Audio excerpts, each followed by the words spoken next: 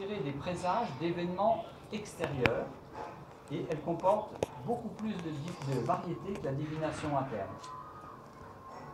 À la différence de celle-ci, elle ne dépend pas forcément d'un don de clairvoyance ou d'une pratique de transe ou de choses particulières ou de substances qui induiraient à une certaine ouverture spirituelle. Mais elle s'adresse à la totalité des choses existantes. Je vais préciser un petit peu plus. Elle dépend plus de l'application de méthodes, de rituels peut-être. Et cela, c'est transmissible, ça peut s'enseigner. C'est quelque chose, c'est un savoir plus systématique, voilà, je dirais. Et elle peut s'appliquer à n'importe quel objet, n'importe quel être existant, pas seulement à certains êtres ou certains objets privilégiés, mais à la totalité des choses de l'univers. Tout est susceptible d'un déchiffrement divinatoire. Les présages sont partout pour qui sait les voir. Et là, je voudrais apporter une classification, alors peut-être c'est un peu confus encore là, dans votre tête, j'imagine, mais je vais préciser et je vais prendre une classification, c'est un choix, d'après justement les fameux objets dont je parle tout de suite et qui vous restent flous.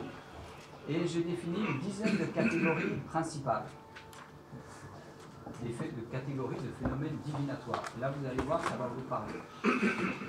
La première de ces pratiques de divination externe ou événementielle, c'est celle, tout le monde connaît aussi, celle des offrandes, des sacrifices animaux. Dans la Bible, en Asie aussi, il y a des traditions d'offrandes animales anciennes. Et vous savez, l'offrande, elle est acceptée ou elle n'est pas acceptée par les dieux, par les esprits. Voilà. Si la fumée ne monte pas, ou si des oiseaux de proie viennent sur l'offrande, etc., etc. Les devins, hein, le prêtre qui fait l'offrande en tire des conclusions fastes ou néfastes. Les bons auspices. Les bons auspices, non, exactement, c'est ça. Et le Yiking, d'ailleurs, la Bible, entre guillemets, de l'Orient, hein, est venu de ces pratiques divinatoires petit à petit. Hein. La deuxième catégorie que je vois, c'est celle des phénomènes cosmologiques extraordinaires, entre guillemets, qui bouleversent l'ordre des choses, ou alors inhabituels. J'ai un blanc. Les arcs-en-ciel. Les comètes. Les comètes, les éclipses, les tremblements de terre même. Les éclipses, une fois qu'on les connaît, ce ne sont plus des... J'ai une objection là, je m'attendais à cela, mais en fait, oui, c'est vrai. Les éclipses, comme les étoiles filantes, les choses comme ça, sont des phénomènes que la science astronomique nous dit être des phénomènes réguliers. Les paraphélies, de voir plusieurs soleils ou des halos de lumière, c'est peut-être moins régulier. Mais en fait, dans la science occulte, on se place du point de vue de l'observateur, on se place du point de vue de l'individu, et c'est par rapport à un individu à un moment donné qu'un phénomène est exceptionnel. Bien entendu, les étoiles filantes reviennent tous les X années, ou, il y a d'autres phénomènes comme ça qu'un astronome vous dira, ils sont réguliers, mais pour un individu comme moi, d'un seul coup, un jour, je vais voir une éclipse.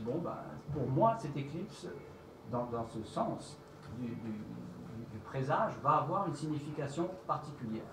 C'est dans ce sens-là que les phénomènes cosmologiques sont extraordinaires ou particuliers, ou que même certains phénomènes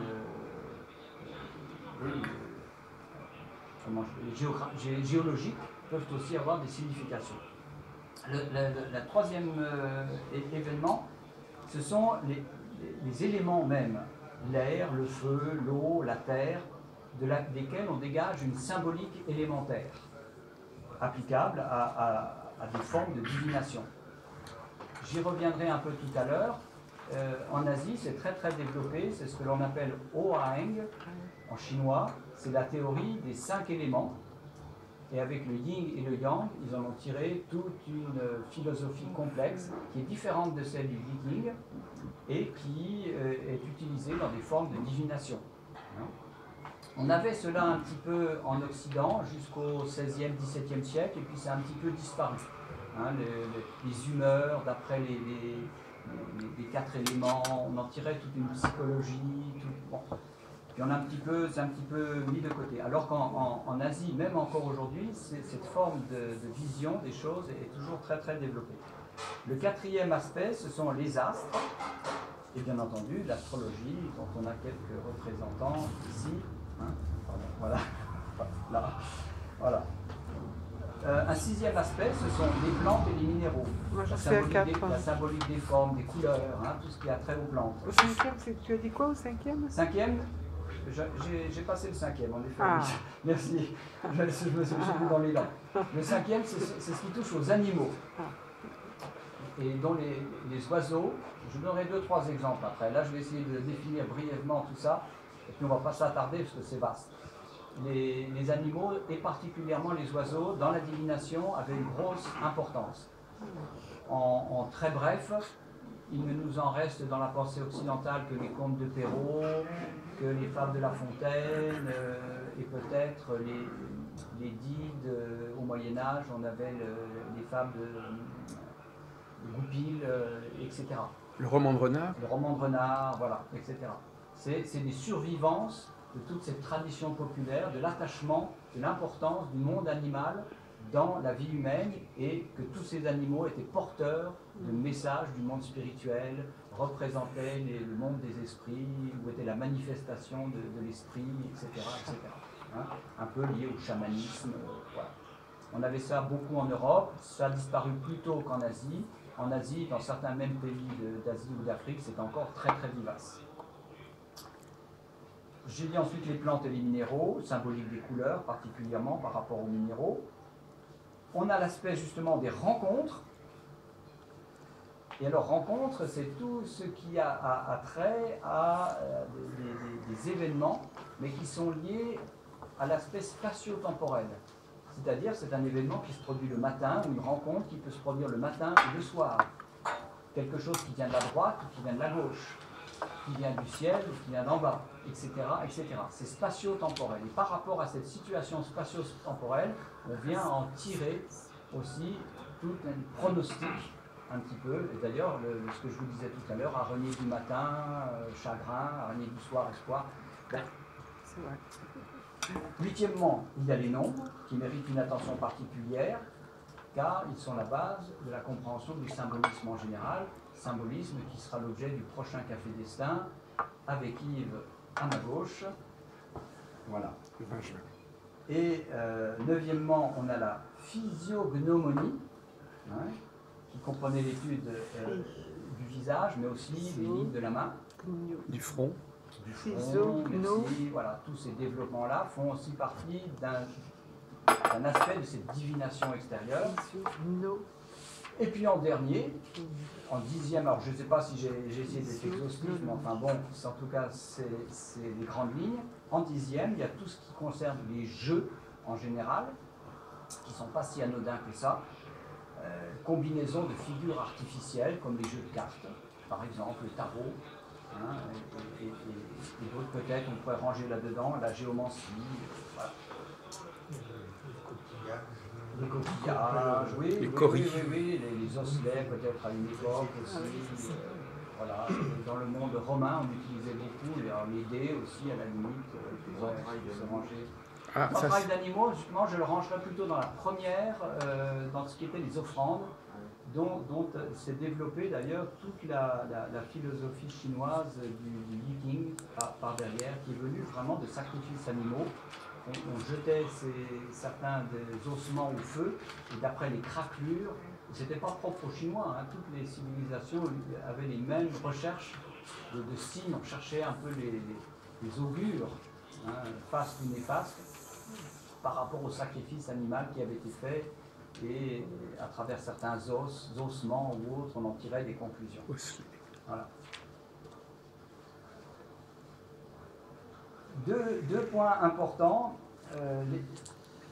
les rêves, les signes et les symboles. Alors, les signes et les symboles, on peut dire que toute chose, parce que dans toute cette compréhension de la divination, c'est une clé très importante. Tu développeras ça certainement dans le prochain Café Destin. Moi, c'est très brièvement. Toute chose sans exception peut en représenter une autre. Elle est le signe de cette autre chose. Par exemple, quelqu'un va vous dire je vois un loup qui va se manifester dans votre vie. Aujourd'hui, il est très difficile de rencontrer un loup. Mais on peut aller à un bal masqué et en effet avoir une belle rencontre avec quelqu'un avec un loup. On peut aussi rêver d'un loup. Le symbole, la chose, entre la chose et le symbole finalement peut avoir des formes variées, multiples, qui se rattachent à la chose en soi. Et la divination joue énormément sur le symbole. En Chine, on joue aussi énormément sur l'onomatopée aussi. Un mot qui a une même signification peut avoir reproduit sous quelque chose de complètement différent. J'avais d'ailleurs ici un petit document, voilà, c'est en anglais, comment on appelle ça? Traditional Korean Pattern and Symbol, c'est tous les symboles qu'utilise la culture chinoise, qui sont présents au Vietnam, en Chine, au Japon, en Corée, où par exemple le